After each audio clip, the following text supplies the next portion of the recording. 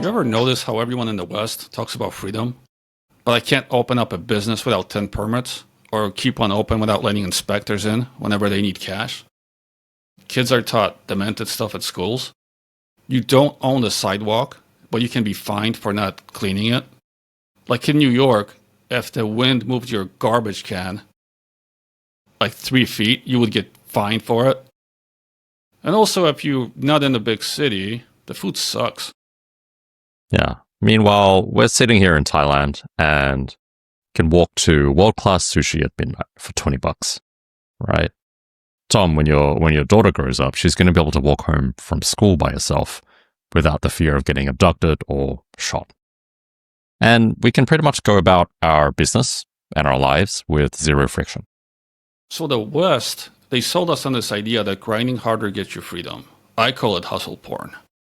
But turns out the real hack is just moving. Yeah, and by the end of this episode, you're going to see why Thailand isn't just an escape. It's really kind of just an operating system upgrade for your entire life. So why listen to us? So Tom's marketed over 400 courses. He's fixed positioning and mental health issues for over 900 business owners. He's owned a record label, coffee shop, and retail store, and he's run multiple agencies. I've built and sold a 7-figure training company. I've run operations for a multi-million-dollar education business with 40 employees. Lots of issues there. And I've fixed operations for over 100 companies. And I've taught AI to over 13,000 business people. So let me paint you a picture. In the Western world, on paper, things are great. Your business has good revenue. You have a respectable one. Live in a nice neighborhood, nice car, but something feels off. That's because you're spending 3 hours a week dealing with regulations. You notice that your healthcare costs keep climbing every single year, and your city is either going to be too expensive or too boring. And everyone around you is angry about politics all the time. We're not saying the West is broken for everyone. I'm from the US, Aaron's from Australia. They're both big, beautiful countries. But if you're an entrepreneur optimizing for freedom, money, and quality of life, there are better options. And Thailand is one of them. And the sad thing is, most people don't even know that it's possible. It's true. The news sells them on this being like a third world country, which is hilarious. So here's what we're covering today. First, the frictions draining your energy in the West. Second, what real personal freedom actually looks like. And lastly, why Asia, and in particular Southeast Asia, is the future. So let's start with something you probably don't even notice anymore. Daily friction. Yeah, look, every society, every country has some friction, right? It's lines at the motor registry, permits for your business, regulations, dealing with taxes, healthcare, or even, just stuff you have to do to live in modern society. But in the West, we've normalized an insane amount of it. Yeah, you think it's just the cost of doing business or, business as usual, but it's not. Yeah, I mean, look, Thailand has friction too, right? But it's a different kind of friction. And if you have even just average amounts of Western money and income, most of that disappears. So in the West, money doesn't remove friction. You can pay a lot more to minimize it, but it's still there. In Thailand, it does. You can simply pay for most things to go away. Yeah, so let me give you an example. So this literally just happened on the weekend. My washing machine broke down, and it was like 5 p.m. on a Saturday. Obviously, I wanted it fixed, right? Now, at first, the company was hesitant to send someone out because, one, it's Saturday, and two, it's late. So I said the magic words, I'm happy to pay the service fee. And so magically, a couple hours later, a guy shows up, fixes the laundry machine, and it's all done. Total cost about $15. This isn't just a story, this is just another day in Thailand. And more than that, the weather makes everything that much nicer. So I wake up, sunny day, almost every single day. No winter coats, no scraping ice, no seasonal depression, or, hanging out with people like they're from Seattle or the UK all the time. I can walk downstairs, get a breakfast, coffee, matcha, whatever you're into, couple bucks. And there's at least 10 of these places around my block, which, like in the West, you gotta drive everywhere. I can walk. Yeah. So Tom and I, we both run service businesses as we build out this software company. And we're basically doing the same work that we do in New York or Sydney or London, except we don't have that overhead anymore. That's true. And my kid will be able to see any doctor without worrying about it. We don't have to think, is this person in my health insurance coverage? No multi-week wait time. We can just call and go. There's a tons of activities around for kids. Again, no waiting lists I got to sign up for. I don't have to bribe or donate to a school to be considered. And it's also one of the safest places I've been to, and I've lived in over 13 countries. Yeah, I wanna double down on healthcare a little bit. So healthcare is crazily good in Thailand. So I had some minor surgery done earlier this year. What I did was I walked into a private hospital, no appointment. They got me in to see a specialist in about 15 minutes, and he actually offered to do the surgery that day, about 30 minutes later, after his coffee, right? Now, obviously, I didn't do that, but I basically just scheduled it for a week later. I went in, I got it done, I got the aftercare, and that was pretty much it. So I have insurance here, but the total cost without insurance would have come out to about $300 US. Yeah, so back in the States, this would be like a 3-hour ER wait, maybe $2,000 bill, surgery in 6 months if you survive, you know? Like, it's even the small things. Like, my mom just complained to me. She cannot get her teeth cleaned unless she allows them to take x-rays every time. Like, these, weird, like, small things which just don't make sense to me. Like, I can go to get my teeth cleaned at any dentist at any time, and I tell them how I want things done. So, so insurance for no insurance, you're fine here. Yeah, and look, Thailand isn't perfect. It's more that small, weird daily friction that you deal with in the West all the time. Most of it just doesn't exist here if you have a bit of money. And we're not talking like you own Amazon money, right? Just average successful business money. It's easy to make more, and you'll spend less here.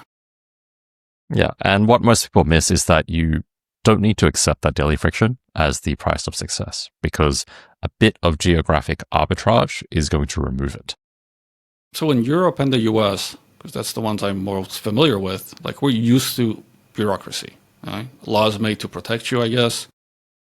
But then, you realize how retarded they are. I can't set up a fire in my backyard here because this is a city line, but the guy next door, he's in the county, so now it's fine. And I need 14 inspectors to check my kitchen when I own the coffee shop. They all need to agree that it's good enough. When I pay someone $10 as an employee, I have to pay another $10 for unemployment insurance, so they get unemployment. But when I don't have money, I don't get unemployment. Like, it's just nonsense. So I feel like it's just expensive, so we need to keep useless people in government employed. Yeah, and look, Thailand isn't the only place where you don't have to deal with a lot of this. Mexico, Costa Rica, Bali, all these are digital nomad hotspots that kind of have the same idea, right? It's just that Tom and I happen to believe, after being to a lot of these places, is that it's one of the best places for entrepreneurs to be. So this brings us to the second thing, freedom. A lot of people, well, not as many now, but still some, think America is the freest country on the planet, but it's not. Like, you're watched and tracked all the time. The weirdest thing I've seen now, when I flew to the US a couple months ago, I didn't need to show my passport at all coming in the country. I stood in front of a camera, and the security guy next to me just said, "Okay, you pass."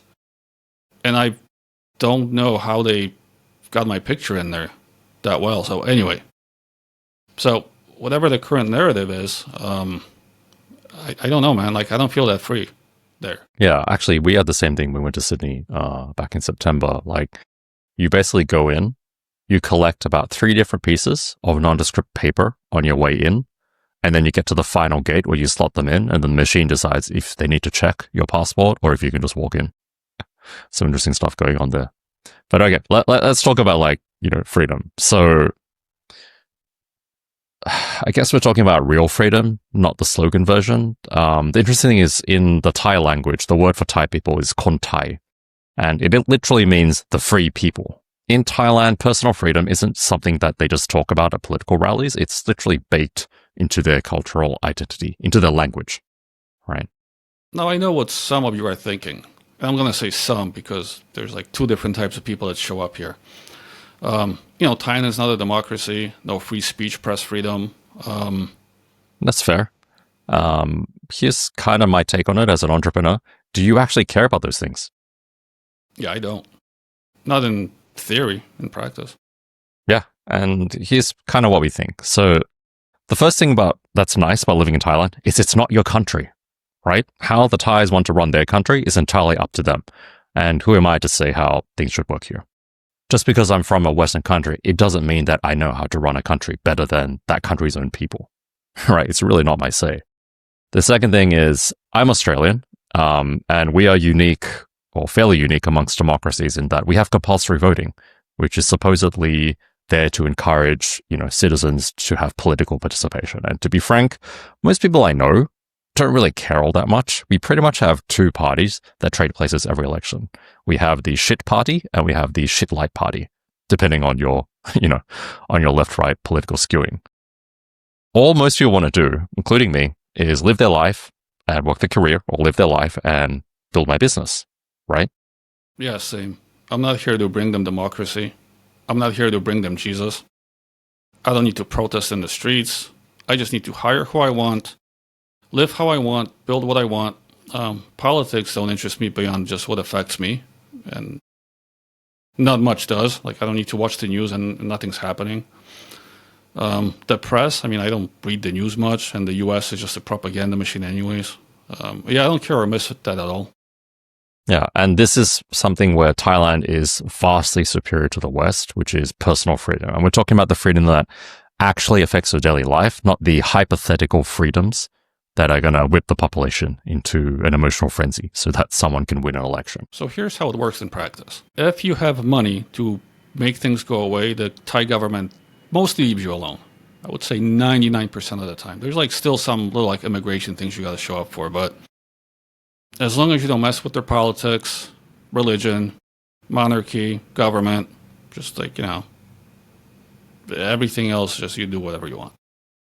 Yeah, you are pretty much allowed to live where you want. You can date who you want. You can eat what you want. You can build what you want. You can ingest whatever substances you want. So long as you're willing to accept the personal consequences of that, no one here really cares. Yeah, I can run my business how I want. My family can do whatever they want. Which is funny, right? Because if the wife wants to set up a restaurant or food service, she can do it tomorrow. No permits, no asking questions, nothing, right? There are no DEI requirements, no forced policies, just merit and fit when it comes to employees. Yeah. You want to homeschool your kid?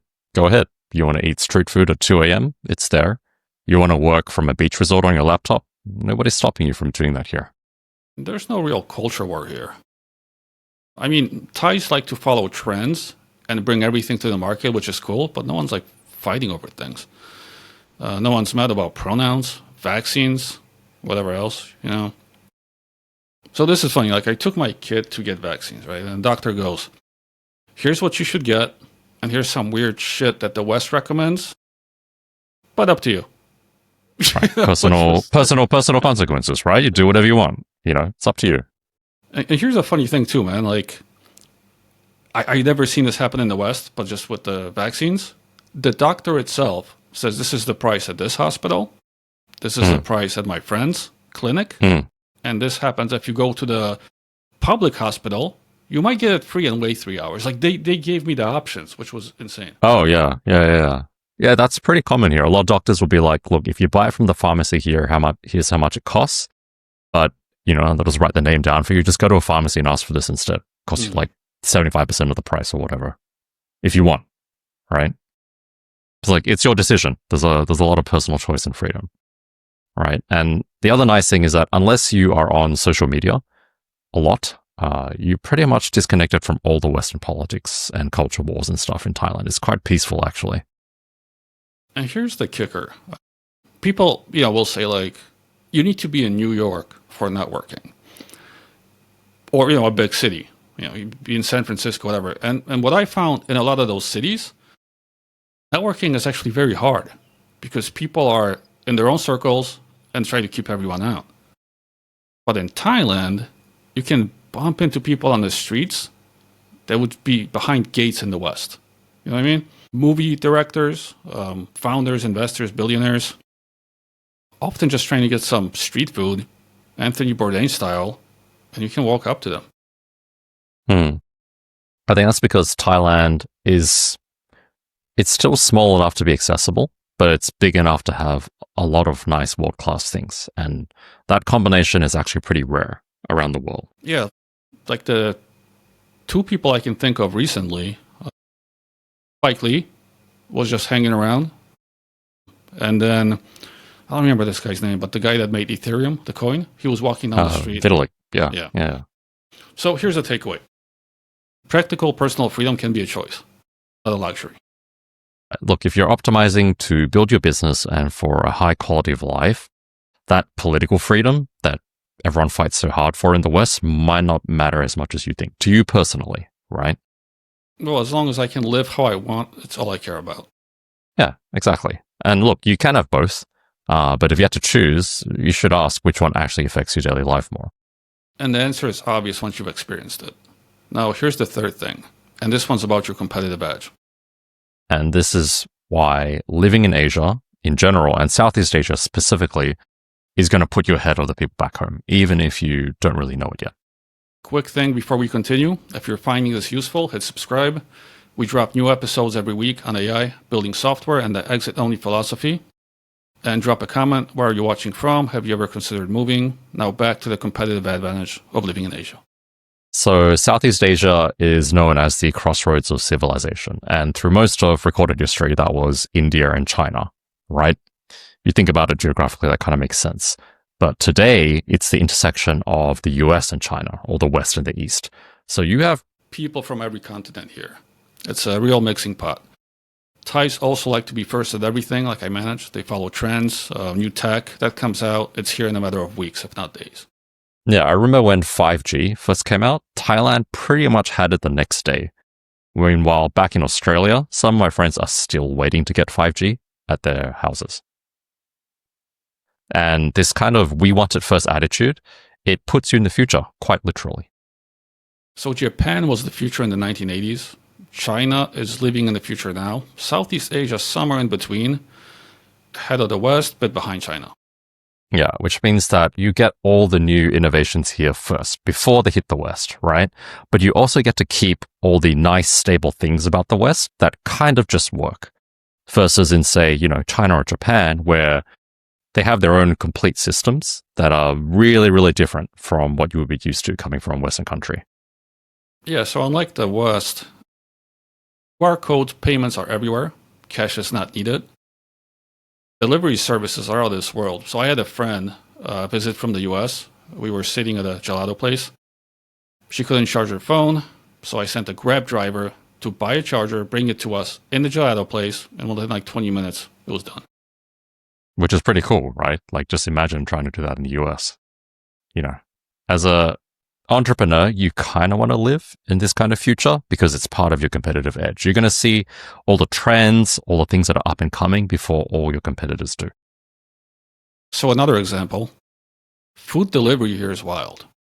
So you can order within, from any restaurant within 10 kilometers, right? From multiple restaurants if you want. One meal here, one from here. Still shows up in 20, 30 minutes. And the delivery might be $1, or sometimes it's free. I don't know how they pull it off. Yeah, so the big services here are Grab and Line Man, and both of them make Uber Eats look really primitive, right? One thing I noticed coming back from Japan was that Uber Eats there is really restricted to the big chain restaurants. You can order McDonald's and stuff, but if you want to order from that gourmet saba place down the street, it's not on Uber Eats. Whereas in Thailand, it would be on Line Man. So you've got real-time tracking, you've got multiple pickups, you've got scheduled orders. You don't have any angry drivers who are going to eat your food or beg you for tips. You just pretty much get a polite, here is a photo of the food, place in the spot that you requested, sir. And it kind of all just works. Yeah, and it's usually just bank transfers too from the phone, right? You can pay anybody. Street vendors, Michelin star restaurant, doesn't matter. Scan, go. I actually don't think they even know what checks were. I think checks missed this whole continent. Just try depositing a check at a bank in Thailand. It's going to look at you funny. They're sir, the history museum is down the road. Showing them what a map is. I remember I did once. The guy was looking around like this. What is this thing, sir? We have it on the phone now. I was like, okay. Yeah. So a lot of this stuff, it's pretty normal here. Things like QR codes. I guess we adopted it from China a lot faster than other countries. But in the West, a lot of this is kind of still rolling out. So by living here, you're kind of living maybe 5 years ahead of the West, just simply by being here. Yeah. Plus the food, Tom. The food is world class. We probably have the best sushi outside of Japan and probably the best burgers outside of the US. Now, Thai people, one of the great things about their culture is they love food. So they pretty much want the best of every cuisine in their country. And it's affordable. Like, not cheap for good food, just affordable. So you can get a world-class meal for about $30. Incredible street food for about $5. In Chiang Mai, there's a German buffet, and I don't know how the guy does it, but like you can have almost everything you can think of from a European menu for about $10. And I was looking at my plate the other day, and I was like, this will be like 40 in the West. And it was just one plate. I had 3 of them. So by immersing yourself in Thailand, it kind of puts you at the crossroads of future trends, of global networks and world-class infrastructure, right? And all of that is going to sharpen your edge as an entrepreneur and make your daily life a lot easier. So there are 2 types of people that I see coming from the West. Ones that can't make it in the West, so they're kind of broke, you know. They're the ones that complain the most and want to make changes in Thailand. It's funny, right? Always the people who can't figure it out that they're doing that. And then there's the ones who just would live comfortably in the West, but just find that this is, you know, the bang for the buck is much better here. And if you're like that, you will be mind blown living here. Yeah. Yeah. And especially if you have a family, Thailand is going to offer a lot of things that the West just can't right now. Yeah. No one's divided by politics, high quality of life without that cost, tons of options and activities for kids, great food, low crime, not overly religious. Yeah, checks a lot of boxes. So what do you do with this information, Aaron? Main takeaway, Thailand shouldn't be your escape hatch. You can't out-exercise your fork and you can't outrun your problems. But it can be a major upgrade for your business and your life. Yeah, like look, the West still has benefits. You know, passport privilege, I'm not even going to go into that on this episode. If you're building a massive venture-backed company, you should stay in San Francisco, Silicon Valley, right? If you need to be close to Wall Street, go live in New York.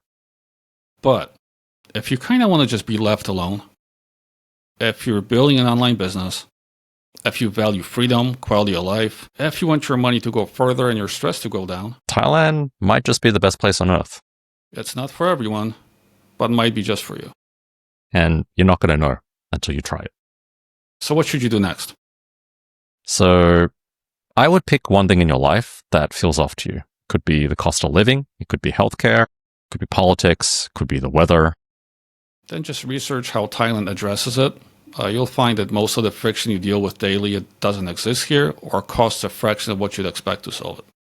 Yeah, and don't take our word for it. Pick, the biggest cities here, Bangkok or Chiang Mai. Come visit for a month, work remotely, explore neighborhoods, and talk to the other expats who live here. Yeah, just not the miserable ones. And then, see if it fits. If it doesn't, you go home with a cool trip. If it does, you just found the cheat code. And I think in a future episode, we can deep dive a bit into, stuff like visas and cities and costs and stuff like that. But for now, just start researching. Go to Google and look up 2 things. Look up the Destination Thailand visa and the Thailand Elite visa. So if this made you think differently about where you live and work, we've got more episodes on the exit-only philosophy, about living a good life, building equity, not just revenue, about using AI to build software as a non-developer, about the influencer game and distribution. All of it's in the description below. So hit subscribe if you haven't already. We're sharing our journey building from Bangkok and Chiang Mai in real time. Remember, exit only. See you in the next one.